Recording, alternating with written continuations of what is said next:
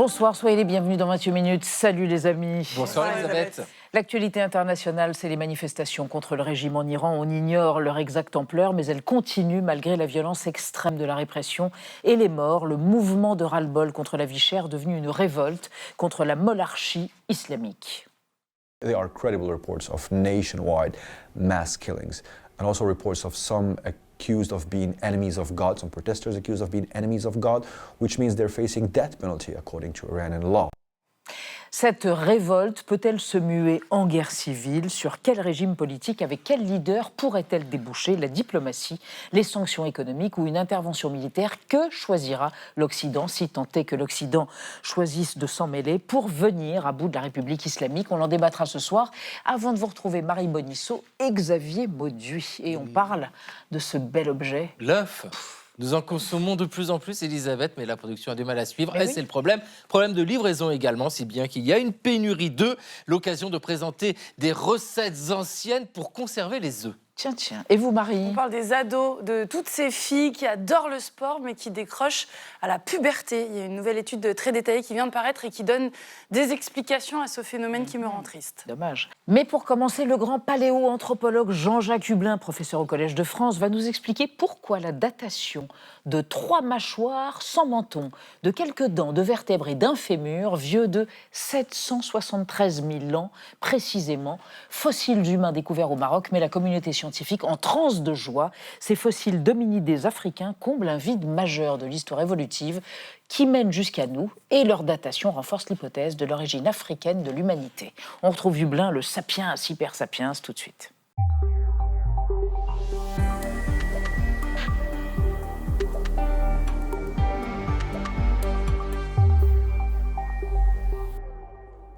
Jean-Jacques Hublin, bonsoir. Bonsoir. Je représente Alain Diaye et Benjamin Bonsoir. Sportouche. Bonsoir. Paléoanthropologue, professeur au Collège de France. Pour les gamins qui nous regardent, on rappelle ce que c'est que la paléoanthropologie, l'étude des lignées humaines à travers quoi? Les fossiles? Oui, c'est l'étude de l'évolution humaine, donc d'un passé très lointain, Très lointain. à partir essentiellement des fossiles. De ce qui remonte. Mais pas que. Mais pas que. Alors, votre profil, réalisé par Gaël Legras, pour évoquer cette découverte majeure grâce au paléomagnétisme. On vous retrouve juste après, Jean-Jacques Hublin. Jean-Jacques Hublin, vous avez dirigé une équipe internationale de chercheurs qui, dans un article publié par la revue scientifique Nature, rend compte de vos dernières découvertes inédites sur l'évolution humaine. Grâce à des fossiles trouvés au Maroc et datés de 773 000 ans, vous nous éclairez sur les ancêtres d'Homo sapiens et vous renforcez l'hypothèse de l'origine africaine de notre espèce. Pour mesurer l'ampleur de ces révélations, vous avez le profil idéal. En remontant un petit peu moins loin dans le temps, on estime le début de votre passion pour la paléontologie au début des années 60. À l'âge de 11 ans, vous collectionnez déjà des fossiles et 4 ans plus tard, vous participez à votre premier chantier de fouilles en Corrèze. En 1985, à l'âge de 32 ans, vous êtes chargé de recherche au CNRS et pour la première fois, la télévision fait appel à vous afin de déterminer ce que l'examen d'un squelette est capable de nous révéler. Avec des os longs, on peut assez facilement reconstituer la taille de l'individu. Avec des fragments du bassin, du crâne, on peut se faire une idée assez précise de son sexe et de son âge. Dès 1980, vous commencez à travailler sur une petite mandibule issue du site de Djebel Irhoud au Maroc, entre Marrakech et Safi. En 2017, vous faites une découverte fondamentale.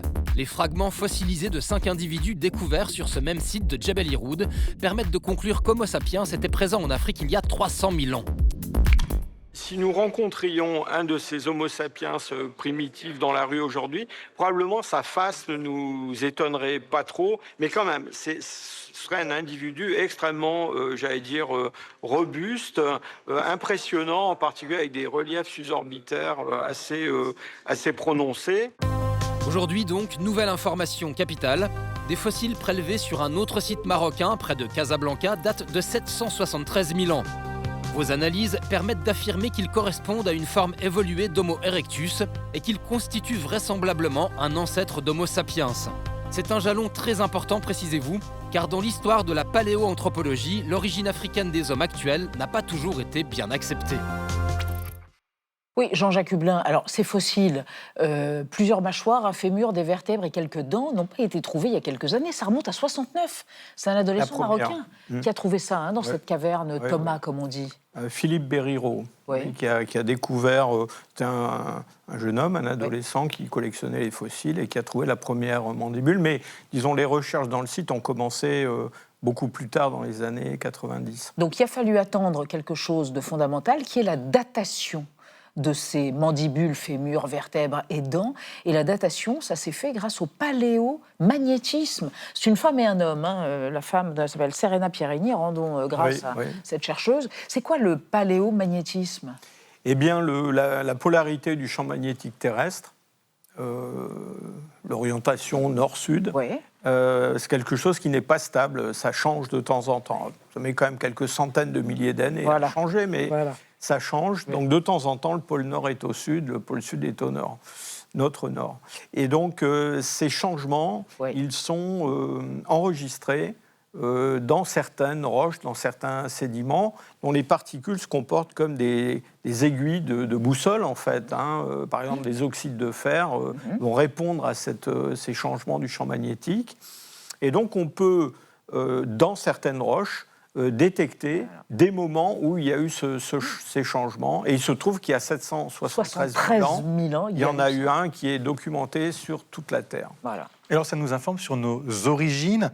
On viendrait bien donc d'Afrique et pas d'Asie, comme certains le disent.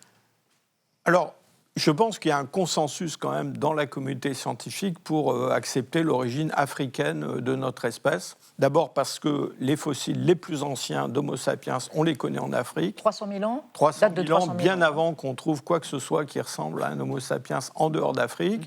Et puis surtout, à partir des années 1980, les données de la génétique ont massivement montré que les non-africains avaient une origine africaine. Alors, avant cela, l'idée que chaque population actuelle avait des racines locales était une idée assez populaire, on va dire, et particulièrement chez mes collègues chinois. Et donc, voilà, c'est quelque chose qui reste un petit peu dans dans les débats. Ça revient régulièrement, mais voilà, moi, je ne suis pas du tout convaincu par ça. Et ces fossiles marocains, dans le fond, comblent.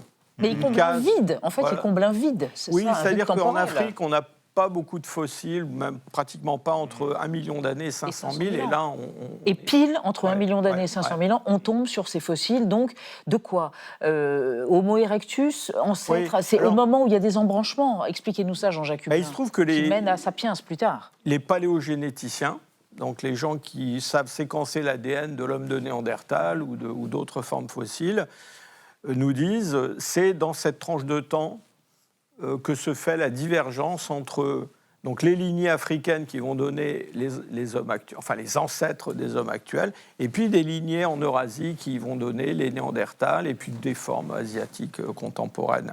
Et donc c'est important d'avoir en Afrique cette case remplie, si je peux dire. Parce que dans le fond, l'absence de fossiles pour cette période de temps entre 1 million et 500 000 était un argument qui était utilisé par ceux qui, dans le fond, voulaient revenir en Eurasie pour placer nos origines. Nos origines à nous, sapiens, c'est ça, les origines de toute l'humanité. Alors, on va évoquer avec vous, Jean-Jacques Hublin et avec Anna, une étude américaine qui a été publiée début janvier, vous l'avez évidemment lu, qui en apprend plus sur Toumaï. Oui, Toumaï, dont les ossements ont été retrouvés en 2001 par l'équipe de Michel Brunet dans le désert du Tchad. Toumaï serait donc bien bipède et notre plus vieil ancêtre. La datation de son crâne avait révélé qu'il aurait vécu il y a 7 millions d'années, de quoi détrôner Lucie qui, elle, avait vécu 3,2 millions d'années. Mais l'analyse de son crâne seul ne suffisait pas à savoir s'il descendait du chimpanzé ou de l'homme. Il fallait donc prouver sa bipédie. Et c'est là que le fémur de Toumaï, qui avait été retrouvé à peu près à la même époque, est devenu l'objet de toutes les convoitises. Et pendant 20 ans, les scientifiques se sont écharpés à ce sujet. Non, il n'est pas bipède. Oui, il est bipède. En tout cas, dans cette nouvelle étude qui a été publiée il y a quelques jours, les chercheurs américains ont utilisé une technologie 3D pour évaluer le fémur à peu près sous toutes ses coutures. Et ils ont découvert 3 caractéristiques majeures qui prouvent que Toumaï était bien bien bipède. Alors, est-ce que c'est une immense découverte pour la communauté scientifique, pour l'humanité ? Alors, la bipédie de Toumaï, c'est un sujet un peu empoisonné. Donc, les gens se bagarrent là-dessus. Il y a des pour, des contre, avec des arguments de toutes sortes. Il y a un caractère dont on ne parle jamais à propos de Toumaï, qui, de mon point de vue, est vraiment très intéressant, qui a un caractère dentaire, et qui est le fait qu'il a des canines réduites par rapport à ce qu'on trouve chez les grands singes, chimpanzés, gorilles, etc. Tout un dispositif dentaire qui évoque les ancêtres de l'homme. Alors ce caractère, évidemment, ça paraît une histoire de spécialiste, mais en fait c'est un caractère très important parce que notre lignée, enfin nos ancêtres, sont des primates qui se caractérisent par un grand niveau de coopération entre les individus à l'intérieur des groupes, qui est vraiment une caractéristique humaine. Et cette caractéristique, elle se traduit dans la denture, parce que cette réduction de ces canines, en fait, ça traduit une baisse de l'agressivité, en particulier de l'agressivité entre les mâles à l'intérieur des groupes. Donc, Toumaï est déjà dans cette direction. On se tâte nos canines quand on vous écoute. Et ça veut dire que l'histoire évolutive de l'homme tel qu'on vient de voir, bon, c'est peut-être pas aussi linéaire, c'est ça, là, le schéma habituel qu'on attend tous nos manuels scolaires, celui-ci. Oui, le schéma que tout le monde a en tête est un schéma faux, en fait. Vous évoquez une mosaïque. Un buisson. Un buisson. C'est-à-dire que, en fait, ce qui nous sépare de fossiles très anciens, comme Toumaï ou d'autres, il y a 6-7 millions d'années, ça n'est pas une ligne droite. L'évolution humaine, ça n'est pas une autoroute. C'est une multitude de petits chemins qui partent dans toutes les directions. Et toutes ces lignées qui ont en fait cohabité, si on remonte pas très loin dans le temps, ça, c'est difficile à saisir, mais si on ne remonte pas très loin dans le temps, il y a plusieurs espèces humaines sur Terre en même temps. Eh bien, toutes ces lignées vont s'éteindre les unes après les autres, et il va en rester une seule. Sapiens, nous. Les cavernes marocaines dont sont issus ces fameux fossiles, les cavernes près de Casablanca, vous dites il faut tout faire pour qu'elles soient protégées parce qu'il peut y avoir une spéculation immobilière qui fait que des lieux qui sont des véritables trésors archéologiques pour la paléoanthropologie pourraient être rasés, où il y aurait des barrières. Il y en a qui appartiennent même à des propriétaires privés. Et vous menez un combat pour ça, Jean-Jacques Hublin ? Oui, enfin, moi personnellement, en partie seulement, mais surtout mes collègues. Sur place. David Lefebvre, Jean-Paul Rénal, mes collègues marocains, Abdelrahim Mohib, qui ont découvert ces fossiles, eh bien, toute cette équipe se bat pour préserver ces sites qui se trouvent... Ils ne se trouvent pas dans les environs de Casa, ils se trouvent dans la ville de Casablanca maintenant, parce que la ville s'est étendue énormément. Et donc, c'est un... je ne sais pas si on peut appeler ça le Beverly Hills de Casablanca, mais c'est un endroit où le terrain vaut cher. Donc, c'est vrai que ces sites, qui sont uniques en Afrique, pourraient être menacés. Une dernière question, vous avez enseigné aux États-Unis, Berkeley, Harvard, des fameuses et prestigieuses universités. Qu'est-ce que vous pensez de ce qui se passe en ce moment, la lutte contre la science, le climato-scepticisme? Est-ce qu'il faut accueillir des réfugiés scientifiques qui seraient des paléoanthropologues comme vous? Est-ce que vous avez des collègues qui s'inquiètent? C'est-à-dire que si on veut accueillir des réfugiés scientifiques américains, il va falloir offrir aux scientifiques des conditions un peu meilleures en France, déjà, pour commencer. Donc, si j'étais un scientifique américain et que j'avais le choix entre trouver refuge en France et trouver refuge dans l'institution qui m'employait il y a quelques années en Allemagne, je pense que je n'hésiterai pas longtemps. CQFD, voilà. Merci Jean-Jacques Hublin d'être venu dans 28 minutes. Merci infiniment. On va passer à notre débat sur la colère des Iraniens contre leur régime liberticide, une colère qui ne faiblit pas malgré la répression de plus en plus sanglante et la mise sous cloche du pays par les religieux. Il n'y a plus Internet depuis plusieurs jours. Faire tomber le régime pour le remplacer par qui? Des sanctions économiques renforcées peuvent-elles mettre la monarchie à genoux? La solution pourrait-elle venir de l'extérieur? Et comment? On en débat après la mise au point de Sandrine Le Calvez.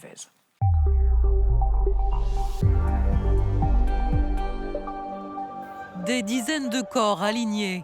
Les vidéos et les témoignages qui ont filtré d'Iran ces derniers jours, malgré des coupures d'Internet, illustrent la violence du régime contre les manifestants. L'ONU et plusieurs ONG dénoncent une répression effroyable. Les victimes pourraient se compter par milliers. Il y a des informations crédibles faisant état de massacres à l'échelle nationale. Et certains manifestants accusés d'être des ennemis de Dieu risquent la peine de mort. Le régime des mollahs riposte par la terreur. Ce matin, dans une prison de Téhéran, le chef du pouvoir judiciaire a rencontré des manifestants détenus comme cet homme qualifié d'émeutier. Il a promis des procès rapides. Ce sont eux qui décapitent, qui brûlent ou qui immolent des gens. Nous devons faire notre travail sans tarder. Dans le même temps, la télévision d'État a diffusé ce matin ces images de funérailles d'une centaine de membres des forces de l'ordre qui auraient été tués lors de manifestations. Un rassemblement pro-régime massif comme une réponse à Donald Trump qui, depuis 3 semaines, menace d'intervenir militairement. Hier, il a assuré aux manifestants que l'aide était en route. Continuez à manifester. Prenez le contrôle de vos institutions. Près d'un demi-siècle après la révolution qui a chassé du pouvoir le dernier Shah d'Iran, son fils exilé aux États-Unis exhorte les Iraniens et l'armée à faire tomber le régime, avec le soutien des Occidentaux qui l'appellent à l'aide. Ne nous abandonnez pas en tentant de négocier ou d'apaiser un régime qui, depuis 47 ans, terrorise notre nation. Alors cet appel, relayé par une partie de la diaspora iranienne, sera-t-il entendu ? Les Iraniens peuvent-ils s'opposer seuls au régime des mollahs ou une aide extérieure est-elle nécessaire pour le renverser ? Un débat avec 3 invités. Delphine Minoui, bonsoir. Vous êtes franco-iranienne, grand reporter pour le quotidien Le Figaro. Vous avez publié Badiens sur le mouvement Femmes, Vie, Liberté consécutif à la mort de Mahsa Amini. Et selon vous, si la révolte au départ se voulait pacifique, les manifestants s'attaquent désormais aux symboles du régime ainsi qu'aux forces de l'ordre. Les gens sont à bout, ils ne font que se défendre. À côté de vous, Farid Vaïd, bonsoir. Vous êtes également franco-iranien, co-directeur de l'Observatoire Afrique du Nord et Moyen-Orient de la Fondation Jean Jaurès. Selon vous, la société iranienne ne peut pas à elle seule faire tomber le régime des mollahs. Pour autant, ça ne signifie pas qu'il faut une intervention militaire extérieure. Il y a tout un tas d'autres façons de soutenir les Iraniens. On les évoquera bien sûr au cours de notre débat. Et Bernard Ourcade, bonsoir, géographe, directeur de recherche au CNRS, spécialiste de l'Iran. Vous êtes membre du comité de rédaction de la revue Orient 21. Selon vous, la protestation en Iran est massive, mais les manifestants ne sont pas unanimes sur les objectifs. Par ailleurs, cette révolte a eu pour effet de gommer les divisions au sein du régime et d'une certaine façon de le réunifier. Et on démarre le débat avec la déclaration du jour, Benjamin. Oui, elle est signée du ministre français des Affaires étrangères à propos donc des violences du régime des mollahs contre les manifestants. Nous soupçonnons la répression la plus violente dans l'histoire contemporaine de l'Iran, estime Jean-Noël Barrot. On parle de centaines, voire de milliers de morts. Farid Vaïd, vous avez eu des contacts sur place, par téléphone, depuis que les communications ont été rétablies ? Non. Ça n'a pas été rétabli. À ma connaissance, les communications ne sont toujours pas rétablies. Ils ont pu, certaines personnes, appeler les Iraniens ou les gens de l'extérieur, mais pas ceux qui sont à l'extérieur ne peuvent pas appeler les gens de l'intérieur. Et quelles nouvelles vous avez pu glaner, vous, depuis ces dernières heures, sur ce qui se passe réellement là-bas ? Alors, personnellement, j'ai aucune nouvelle de ma famille. Et si c'est la question, j'ai toujours aucune nouvelle et j'ai toujours aucune réponse sur WhatsApp parce que les messages n'arrivent pas. Donc on voit toujours que les messages ne sont pas arrivés. Les nouvelles que nous avons, c'est les nouvelles qui nous parviennent, notamment par des chaînes comme la BBC Persian ou Iran International, qui arrivent à parler à des médecins dans des hôpitaux en Iran. Et si vous voulez, c'est que des nouvelles extrêmement problématiques. La situation est morbide. On parle de centaines de cadavres dans les hôpitaux. On parle de situations complètement surréelles où des parents vont voir sur des écrans des images de cadavres pour identifier ou pas leurs enfants. Quand tout à l'heure, vous montrez le chef du pouvoir judiciaire iranien et qui qualifie sa propre jeunesse, la jeunesse iranienne, de terroriste et d'ennemi de Dieu. Ennemi de Dieu, dans le droit islamique, c'est un concept bien défini et qui est puni de la peine de mort. Quand il dit ça, ça veut dire quoi ? Ça veut dire qu'il donne le feu vert aux forces de l'ordre et aux partisans du régime de tirer à balles réelles dans la tête des manifestants. Donc la situation actuelle en Iran, c'est ça, c'est qu'il y a des gens qui sont sortis avec beaucoup de courage pour être libres, pour vivre dans une démocratie. Ils se sont fait tirer dessus à balles réelles. Et comme l'a dit le ministre Jean-Noël Barrot, c'est le pire massacre des manifestants en Iran depuis les années 80. Depuis 78, quoi. Delphine Minoui, vous n'avez pas plus de nouvelles, vous ? Alors si, j'ai commencé à avoir des nouvelles via des amis iraniens qui sont en France. Qui relayent eux-mêmes les nouvelles. Les parents, les proches les ont contactés.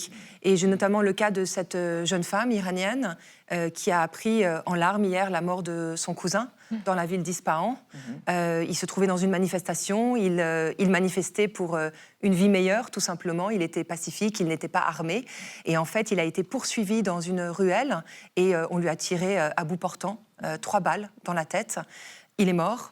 Et ce qui est terrible, c'est que, et c'est un cas parmi tant d'autres, parce qu'il y a eu aussi ces tirs de rafale en plein dans les foules, des tirs délibérés. Vraiment, on assiste à une militarisation de la répression aujourd'hui, un massacre à huis clos. Et ce qui est terrible encore plus, c'est que non seulement on vous tue, mais une fois que vous êtes mort, on ne vous laisse pas tranquille. Parce que c'est terrible pour les familles qui vont ensuite identifier les corps à la morgue et on leur dit qu'on va leur rendre le corps moyennant une compensation financière qui équivaut à peu près 10 000 €. Vous imaginez ? Et si vous n'avez pas les moyens, qu'est-ce qu'on vous demande ? De maquiller la mort, de faire passer votre fils ou votre cousin pour un milicien des forces de répression victimes des émeutiers terroristes. Donc c'est tout un ensemble en fait. Et au-delà de ça, il faut rappeler, c'est une dictature de la peur, une dictature du silence. Vous avez des blessés qui se retrouvent dans les hôpitaux et qui risquent à tout moment d'être enlevés par les forces de répression. C'est des gens qui me disent qu'ils reçoivent des textos en leur disant « on sait où vous êtes, on sait où vous allez, on vous a identifié, on peut vous trouver à tout instant ». Et n'oubliez pas, pour parler de la dictature du silence, donc cette coupure Internet qui dure depuis presque maintenant une semaine, sans compter les informations qu'on a reçues hier, qui nous disaient que maintenant ils font la course aux terminaux Starlink, les terminaux qui permettaient encore de faire passer des vidéos. Et là, il y a des rafles à domicile chez les gens. Alors, ceux qui se livrent à la répression, sanguinaires, comme vous l'avez expliqué tous les deux, ce sont les gardiens de la Révolution. On va en parler avec vous. Anna, qui sont-ils ? C'est l'instrument central de la répression de la monarchie. Le corps des gardiens de la Révolution islamique, CGRI, c'est l'institution la plus puissante du pays depuis sa création en 1979. On les appelle aussi les Pasdaran. Ils seraient entre 125 et 180 000 hommes selon les estimations et ils dépendent directement du guide suprême. Leur rôle, c'est de protéger et de traquer tous les ennemis du régime iranien. On parle vraiment d'une armée à part entière, en parallèle de l'armée régulière, avec leurs propres capacités terrestres, aériennes, navales. Aux Pasdaran viennent s'ajouter, on le voit ici, 2 autres entités, l'unité d'élite Al-Quds, dédiée aux opérations extérieures et à ce qu'ils appellent l'axe de la résistance. Et puis les Bassidji, des paramilitaires en charge, eux, des opérations sécuritaires internes. Ce sont eux, notamment, qui répriment les manifestations. Leur force, c'est de pouvoir compter sur un réseau de centaines de milliers de civils volontaires répartis absolument dans toutes les strates sociales de l'Iran et dans toutes les régions. Et jusqu'à présent, eh bien, l'influence de ces gardiens de la Révolution, elle se mesurait à leur capacité militaire, politique, économique. Je rappelle qu'ils détiennent 50% des richesses pétrolières et contrôlent de très nombreuses entreprises dans absolument tous les secteurs. Mais aujourd'hui, ils font tout de même face à plusieurs difficultés. La première, c'est qu'ils ont perdu plusieurs hauts cadres lors de la guerre des 12 jours avec Israël. Et la deuxième, c'est qu'il commence à y avoir des dissidences en interne, c'est-à-dire que certains refusent de tirer sur les manifestants. Bernard Ourcade, est-ce qu'on peut imaginer que ça aille jusqu'à des défections ? Et dans ce cas-là, est-ce que ça mettrait sérieusement en danger le pouvoir iranien ? On peut y penser, ce n'est pas pour demain matin. Mais ce qui est très intéressant, entre guillemets, qu'il faut analyser politiquement, c'est qu'il y a eu une révolte massive, importante et consensuelle en Iran, même si toutes les régions et toutes les catégories sociales n'ont pas manifesté de façon égale. Mais l'ampleur du massacre, quel que soit le nombre, déjà c'est 600, 700, c'est déjà colossal en 3-4 jours. C'est les effets que ça peut avoir sur justement l'appareil d'État iranien, qui est divisé, qui est dans l'impasse, ne peut plus avancer, l'économie s'effondre, conservateurs et réformateurs s'affrontent et ça donne un match nul dont les Iraniens font les frais. Et les gardiens de la Révolution, ce qui est intéressant, contrairement à ce que vous avez dit, n'ont pas participé directement à la répression maintenant. Et là, le tableau que vous avez montré, oubliez la police. Il y a des forces de police très importantes en Iran, avec leur CRS, l'équivalent, forces anti-émeutes, qui font la répression ordinaire, je dirais. Et les forces de police et de sécurité en Iran sont chapeautées depuis 2021, par un système unique, un commandement unique de la police, des gardiens de la Révolution, des Bassidji, la force Rhodes, c'est autre chose. Autrement dit, il y a une coordination. Les gardiens de la Révolution sont en train de préparer une éventuelle attaque aérienne des Israéliens, dont ils sont ailleurs, et n'ont pas voulu se mêler de l'Holocauste qu'ils ont fait en Iran. Ils ont mis en avant les Bassidji, qui sont des amateurs, qui donc facilement sont, soit dans certains cas, étant paniqués, ont abandonné le combat, quand Abdallah en particulier, ils ont refusé de combattre et ils ont dit « bon, je m'arrête ». C'est des cas individuels. Mais ces policiers amateurs ne savent pas de combattre. Donc ils ont tiré dans le tas. Résultat, les gardiens de la Révolution sont en dehors. Et ils peuvent dire, même s'ils sont évidemment actifs dans le système, ils peuvent dire « ce n'était pas moi ». C'est eux, bien évidemment, in fine, mais ce n'est pas eux. Donc, ces divisions qu'il y a dans les structures sont importantes pour qu'à l'avenir, effectivement, on puisse voir des failles qui fragilisent le système. Parce qu'il ne suffit pas d'avoir une opposition, il faut aussi qu'il y ait des failles dans le système pour qu'il s'effondre. Et justement, Farid Vahid, est-ce que vous estimez que le système est en train de se fissurer de l'intérieur, et notamment au sein même des gardiens de la Révolution ? Déjà, je me permets de faire une petite remarque. Je ne suis pas du tout d'accord. Je ne pense pas qu'ils tirent dans la foule par amateurisme. Je pense au contraire qu'ils tirent parce que c'est un choix délibéré. Parce que la République islamique aujourd'hui tient que par la force létale. Oui. Parce que l'ordre a été donné. Parce qu'ils savent que s'ils ne tuent pas, ils vont tomber. Donc c'est pas par maladresse qu'ils tirent, c'est un choix de tuer aujourd'hui. Les manifestants sur le fait que ce soit les gardiens ou pas, il y a un blackout. Donc je ne sais pas quelles sont les informations, mais je pense quand même que c'est les gardiens, c'est avec leur feu vert, notamment dans des zones comme les zones à majorité kurde, on sait que c'est les gardiens qui sont à l'œuvre dans la répression. Mais, tout à fait. Sur la question sur les fissures, c'est une question très intéressante parce qu'on pose souvent cette question. Est-ce que la fissure est nécessaire au sein de l'appareil militaire et policier, sécuritaire pour la chute du régime, in fine? Oui, mais c'est une question très délicate. Vous savez, pour qu'il y ait fissure, il doit être sûr que ça va marcher. Pourquoi? C'est une situation de 0 ou 1. Ça passe ou ça casse. S'il y a des militaires iraniens, des gardiens qui se retournent contre le régime et ça ne fonctionne pas, on ne va pas aller leur dire que ce n'est pas bien ce que vous avez fait. C'est l'exécution pour eux et pour leur famille. Donc en fait, le régime aujourd'hui tient par la force létale en tuant les manifestants, tient par la peur qu'elle a su instaurer dans différentes divisions, on va dire, du régime. Et si à un moment il y a une fissure, ça sera plutôt au sein de l'armée régulière et je ne pense pas au sein des gardiens qui sont vraiment le bras idéologique de la République islamique. Delphine, où en est le mouvement exactement, là, actuellement? Est-ce qu'on a l'impression qu'il s'essouffle ou qu'il perdure? Est-ce qu'il y a des armes maintenant aussi dans l'insurrection? Est-ce qu'elles ont été envoyées de l'extérieur? C'est ce qu'on peut entendre et lire dans certains quotidiens. Alors, au jour d'aujourd'hui, ça commence à se tasser. Parce que c'est vrai que la peur prend le dessus. Il y a beaucoup de familles qui sont débordées, qui passent leur journée à essayer de trouver, à avoir des nouvelles de leurs proches. Où sont-ils passés? Est-ce qu'ils se cachent? Est-ce qu'on va les retrouver dans des morgues? La peur prend le dessus. Donc c'est vrai que, en l'occurrence, là, l'équilibre de la force, il est revenu du côté de... En faveur du régime. En faveur du régime, exactement. On sent qu'il y a une consolidation en place. On a des images qui ont circulé aujourd'hui où on voyait dans la capitale Téhéran des convois avec des mitrailleuses. Donc, évidemment, c'est impressionnant. Les témoignages que j'ai, encore une fois, indirectement, qui me reviennent, c'est que toutes les villes sont quadrillées. Donc, vous êtes placés sous haute surveillance. Il y aurait même des drones qui voleraient au-dessus des habitations à Téhéran. L'attente d'une intervention militaire extérieure qui s'installe de plus en plus. On entendait régulièrement le mot de possible guerre civile. Est-ce que c'est plausible? Alors, il y a déjà eu ces derniers jours, moi, avant que les communications ne coupent, jeudi, j'avais des témoignages, notamment dans la région de Shiraz, où les gens me disaient, cette fois-ci, on sort dans la rue, mais on sait qu'ils risquent de nous tirer dessus, donc pour nous défendre, on sort avec nos fusils de chasse. Ce qui explique aussi l'importance des victimes du côté des forces de répression.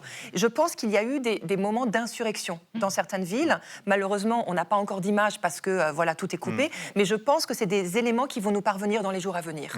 Mais non, regarde, quand Trump dit prenez le contrôle des institutions, est-ce que concrètement c'est possible actuellement de la part des manifestants, des résistants? C'est un peu facile depuis l'extérieur de dire allez-y, faites-vous tuer. Pahlavi Junior vient de dire cela aux gens, mercredi, jeudi dernier, allez-y, manifestez sans protéger ces gens. Et donc, c'est facile de dire, et ils se sont fait tuer en masse à partir de mercredi, jeudi, parce qu'il y avait justement quelqu'un d'extérieur qui leur disait, allez-y. Les Iraniens sont assez forts pour savoir le drame qu'il y a, ils n'ont pas besoin de secours extérieur. Et quand Trump aujourd'hui dit, allez-y, je vous soutiens, j'irai porter des fleurs au cimetière, sur vos tombes.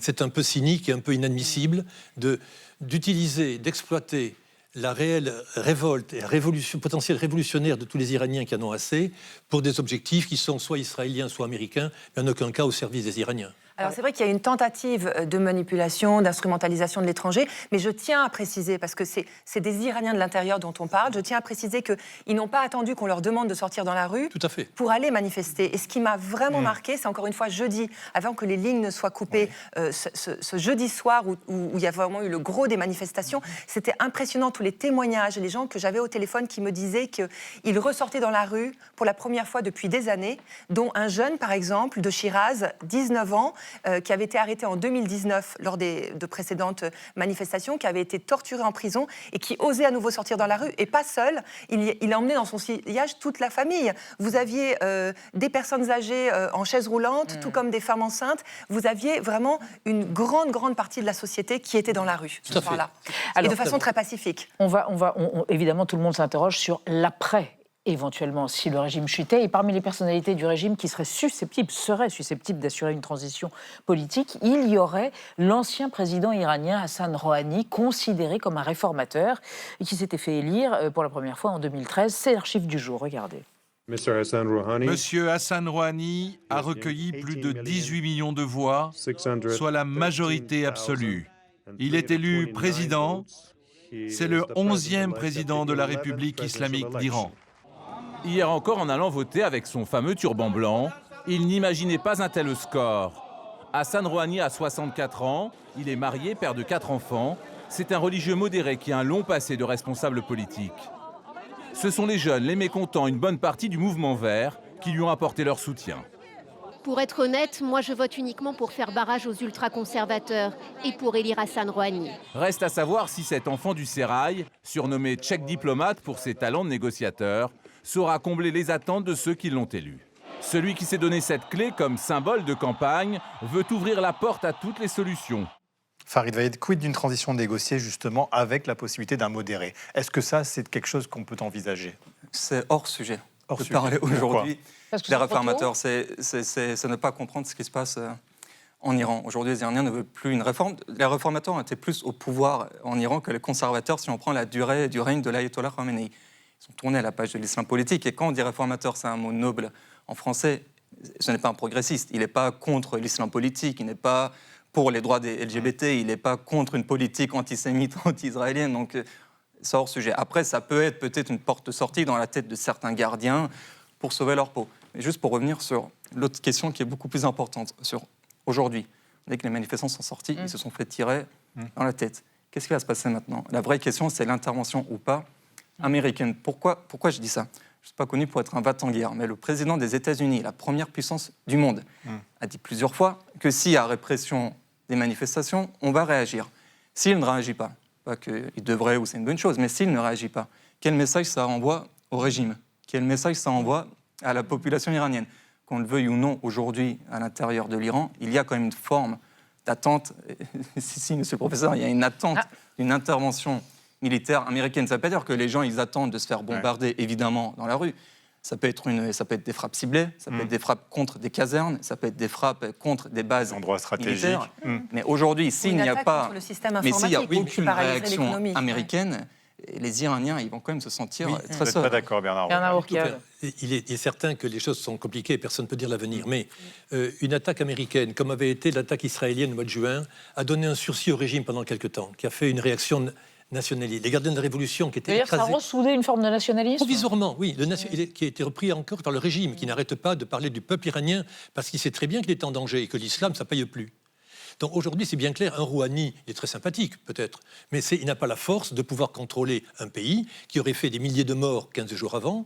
Et donc, ce n'est pas de ce côté-là, à mon avis, qu'on peut trouver des alliés. Mais que les fissures à l'intérieur du système, des gardiens de la Révolution, on en parlait, du clergé aussi. Il y a encore des musulmans en Iran. Ça existe encore.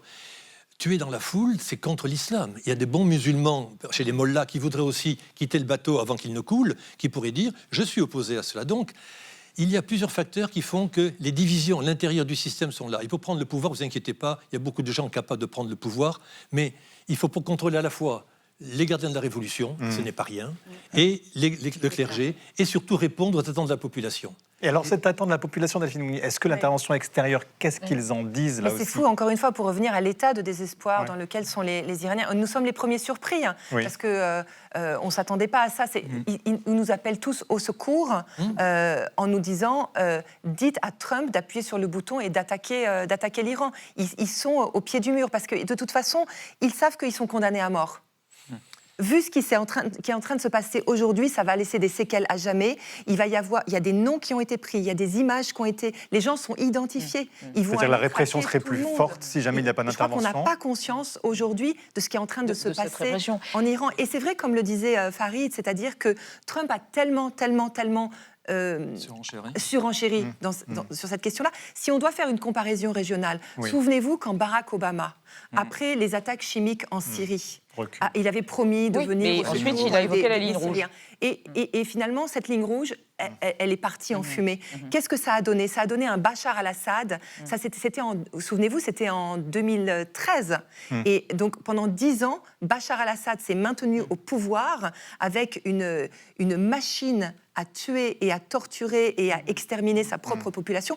Pourquoi? Parce que c'était comme un blanc-seing pour lui. Il a continué à agir en toute impunité. Donc, quand on voit les précédents de l'histoire, évidemment qu'on ne peut pas comparer ces deux pays, évidemment qu'on n'est pas pour la guerre, mais à un moment donné, il faut faire quelque chose, que ce soit des frappes ciblées, que ce soit des sanctions. Souvenez-vous, c'est ce que l'Europe dit. Le Parlement européen continue, désespère à mettre la pression pour que les gardiens de la Révolution soient placés sur la liste des Les gardiens de la Révolution vont avoir leur compte en banque bloqué, etc.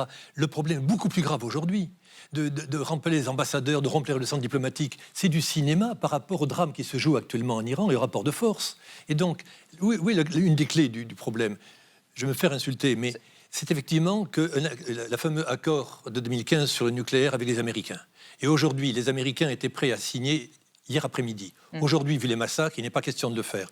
Donc, il n'y a pas de solution de transition, ne peut pas pacifier la situation pour que les Iraniens s'en sortent un petit peu. Donc, la solution est dans les mains de Trump. Bombarder, ça risque de faire le désordre dans la région. En Israël, ils ont peur du bombardement. À Qatar, en Arabie Saoudite aussi. Et à mon avis, du point de vue des Iraniens, ce n'est pas un cadeau à leur faire. Et la dernière solution, l'hypothèse Reza Pahlavi, qu'est-ce que ça vous inspire? Qui se propose? Il existe une dynamique autour de lui, ça serait intellectuellement malhonnête de dire qu'il n'y a pas... Non, écoutez, je pense qu'il y a... Non, mais je pense qu'il n'y a... Ça ne veut pas dire aujourd'hui... La dynamique autour de Reza Pahlavi, ça ne veut pas dire que la majorité des Iraniens sont pour le retour d'une monarchie absolutiste. Ils voient en lui un potentiel leader d'une transition vers un Iran démocratique. Avec le drapeau israélien à la main. On en reparlera. À condition que les autres voix soient entendues. N'oublions pas les voix ethniques, les Kurdes, les Baloutches et les voix de l'opposition de l'intérieur qui se trouvent encore aujourd'hui derrière les barreaux de la prison des Merci à tous les trois. Merci d'être venus débattre et nous éclairer. On va rester dans l'actualité vue par Xavier Mauduit et Marie Bonisseau. Le point sur la pénurie d'œufs, les œufs, pénurie qui se prolonge dans les commerces en France. Et pourquoi une fille sur deux à la puberté arrête-t-elle toute activité sportive? Mais d'abord, le mauvais du jour, Sequoia, du nom de ces studios de cinéma espagnols qui veulent devenir le nouvel Hollywood ou le nouveau Cinecittà espagnol, c'est entendu. Nace Sequoia Studios. Le projet est signé Sequoia Studios. Sequoia Studios? Qu'est-ce que ça veut dire? Exactement ce que ça dit. Merci de m'en dire un peu plus. Entendu. La vie secrète des mots vedettes. Sequoia, mot espagnol traduisible par Sequoia, l'arbre le plus haut du monde, capable de vivre 3000 ans, désigne un immense complexe intégré de fabrication de séries et de films installé à 30 minutes de Madrid. Pour 2026, Sequoia entend devenir l'un des premiers hubs mondiaux du secteur et aussi croquer une bouchée du marché français. Avec 2000 employés, Sequoia est donc un colosse à l'arbre de 4 branches à destination des producteurs. 12 studios de tournage dans des hangars de 2000 m² sur 12 mètres de haut, une section post-production avec montage et effets spéciaux, des services administratifs et de marketing, et la fameuse et fumeuse création de contenu.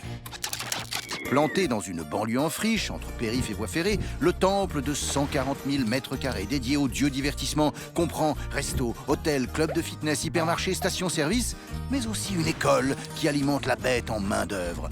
Car à Sequoia, on utilise l'IA seulement pour la compta, pas pour l'écriture ou la création. Parole de PDG. À Sequoia ont été tournés La Casa de Papel, Monte Cristo ou Zorro, con Juan del Jardín. Et le géant Netflix préempte une grosse partie du temps de studio disponible. Car, petit par rapport aux concurrents anglais et italiens, les studios Sequoia se distinguent entre autres par des coûts plus faibles, du miel aux oreilles des producteurs. Si l'Espagne savait déjà faire du cinéma sous Franco, voir les films tournés dans le désert d'Almeria, c'est un socialiste qui a déclaré en 2021 vouloir faire de l'Espagne le Hollywood de l'Europe, provisionner un budget de 1,6 milliard et multiplier les incitations fiscales en cinémascope. Un western social-capitaliste intitulé « Et pour quelques dollars de moins ». Gracias, Thibault-Nalte. Bon, allez, Marie Bonisseau, Xavier Mauduit, rebonsoir. C'est l'heure de vos chroniques. Alors, il y a une pénurie d'œufs. Oui. Il n'y a plus d'œufs, il n'y a plus d'œufs. En France, oui, la production est insuffisante. Il y a eu les problèmes de grippe aviaire, les problèmes de livraison. Et ça ne répond pas à la consommation qui est en très forte hausse. Les Français adorent les œufs, ils ont bien raison. On va en cuisine. Directement, dis donc, où est votre tablier? Ouais, hop là, ça y est, en 1873 apparaît à titre posthume le grand dictionnaire de cuisine d'Alexandre Dumas. Alexandre Dumas, père, qui est mort 3 ans plus tôt en 1870. Dumas, bon vivant, gastronome à la table réputée. Son grand-père maternel était aubergiste, vous voyez, comme quoi. Et puis, Dumas, dans son dictionnaire de cuisine, consacre comme une évidence plusieurs pages aux œufs, avec des recettes. Et il rappelle l'importance vitale de l'œuf. Et pour cela, il se réfère à un chimiste, il s'appelle Anselme Payen, qui est l'auteur d'un précis sur les substances alimentaires. Et ce chimiste-là considère que l'œuf contient tout ce qu'il faut pour le corps, puisque à l'intérieur de la coquille, sans apport extérieur, se développe un animal entier avec tout ce qu'il faut, les os, la peau, les tendons. Donc, tout est dans l'œuf. D'accord. Encore faut-il avoir des œufs. Non, mais c'est ça le problème. Mais Alexandre Dumas, c'est un homme qui évolue dans des sociétés qui sont encore rurales, où on sait très bien qu'il est difficile de se procurer des œufs en hiver, que les poules ne sont pas des petites machines qui pondent comme ça en continu toute l'année. Donc, lui, ce qu'il conseille, c'est le bon sens, c'est conserver les œufs à la grande période, c'est-à-dire 15 août, 15 septembre, et après les conserver. Alors, Alexandre Dumas donne une technique. Pour lui, il faut les enterrer dans la cendre de bois neuf, auquel on aura ajouté un peu de branches de genévrier, de laurier, enfin, de plantes aromatiques. Évidemment, ça peut donner bon goût. Et puis, il dit, pour que le mélange soit encore plus efficace, on peut y ajouter du sable très fin et très sec. Et au bout de quelques temps, quelques semaines, etc., vous ressortez votre œuf. Et là, Dumas donne une astuce qui est toujours valable aujourd'hui pour savoir si l'œuf est frais.